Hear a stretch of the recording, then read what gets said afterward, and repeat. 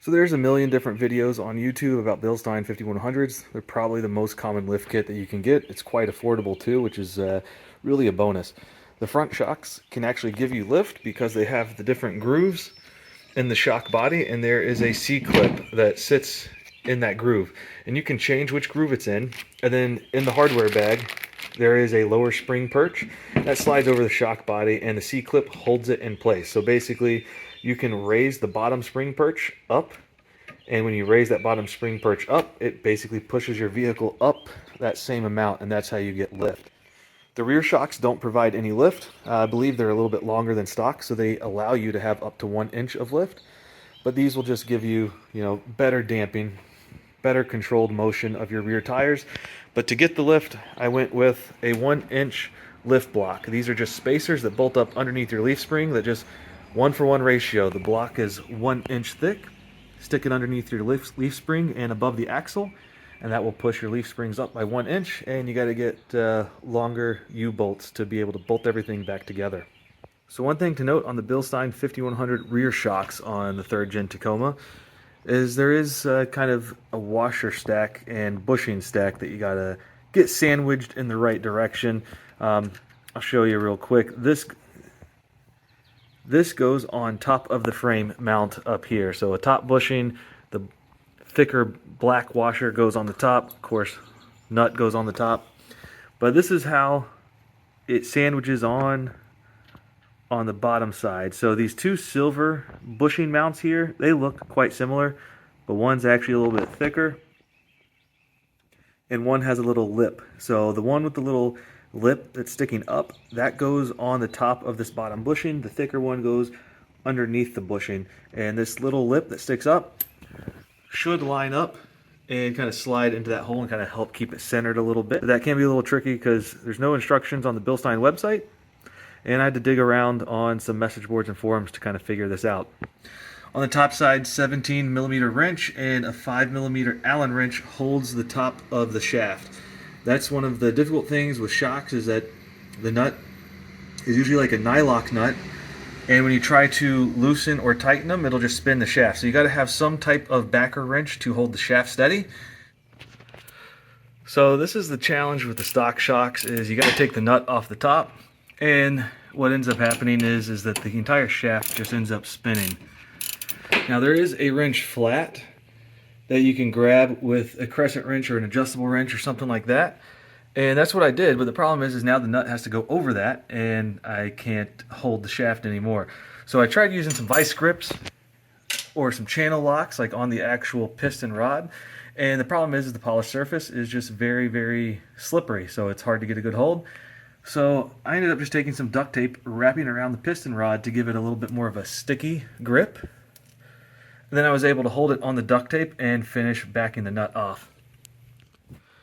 So for a block lift on a leaf sprung vehicle, that only works if you have spring over axle, meaning here's the actual axle and the springs are on top. So in this case, you can see all those leaf springs are bolted with square U-bolts on top of the axle.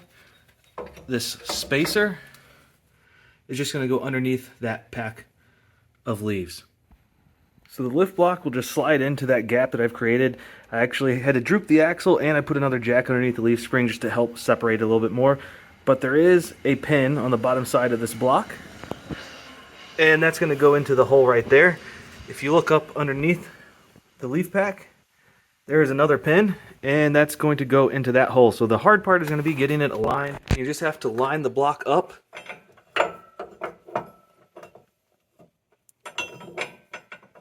into the gap here, and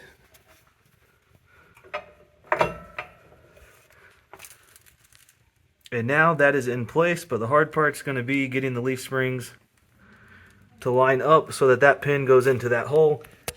It looks like once I undid the axle, you can see kind of the angle of that top pin. I'm going to have to pull the axle backwards some to get it latched onto this leaf spring. And 2 hours later, I finally got the block and pins to align. It was quite difficult. I undid the shock mounts. I undid the shock mounts on both sides. I tried compressing the spring with one jack while lifting the axle with another jack, trying different combinations And finally, the good old ratchet strap trick. Put some ratchet straps around the axle, and I just anchored it to another vehicle in the driveway here. And I ratchet strapped it nice and tight so that way it would pull the axle rearward, which is the direction that I needed it to go.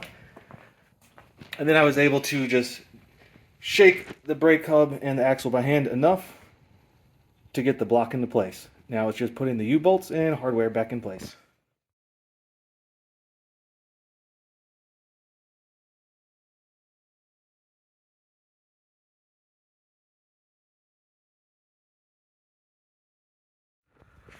So we're working on the Bilstein 5100 front install. There's a million videos on YouTube, so I'm not doing a whole step-by-step, but getting the stock coilover out can be kind of a puzzle. It's a lot easier if you're, say, on a lift and say you drop the lower control arm, you can just drop this entire coil assembly straight down. It's a little bit more difficult when you're working with jacks and jack stands. So you gotta pop the upper ball joint. Be careful not to let too much tension be on these different sensors, so I've got it supported with the jack to try and not let it pull on them too much. There are 3 nuts on the top. Those were 14 millimeters. Those are pretty easy to get to with just hand wrenches. I think this one was a 19 millimeter. I had to use some heat from a propane torch and a hammer right on the outside of the spindle. That's a taper joint. That's usually pretty difficult to get to. It can be kind of tight and stubborn. And this was the magic trick, getting the sway bar links undone on both sides, rocking the sway bar all the way back. If you drop your lower shock mount down as low as it can go between the CV axle and the rack and pinion, I was able to just flex this upper control arm up enough to be able to get the coilover out. So with the coil removed, you got to use a spring compressor. I rented these from AutoZone, so they just got a hook that goes around the coil. Now, when the spring is compressed on the coilover, there's not a whole lot of space in between the different coils, so you can't just slide it in straight.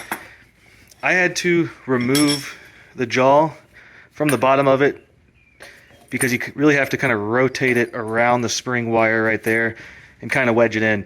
So if you run into trouble getting the spring compressor to fit, that's a trick that you can get this one. Again, this is the kind that is rented from AutoZone by OEM Tools. So once I finish putting the spring compressor on one side, I'll do the same thing with the other side, and I'll just use an impact wrench to tighten down those bolts, and that will compress the spring down so I can take the top hat off.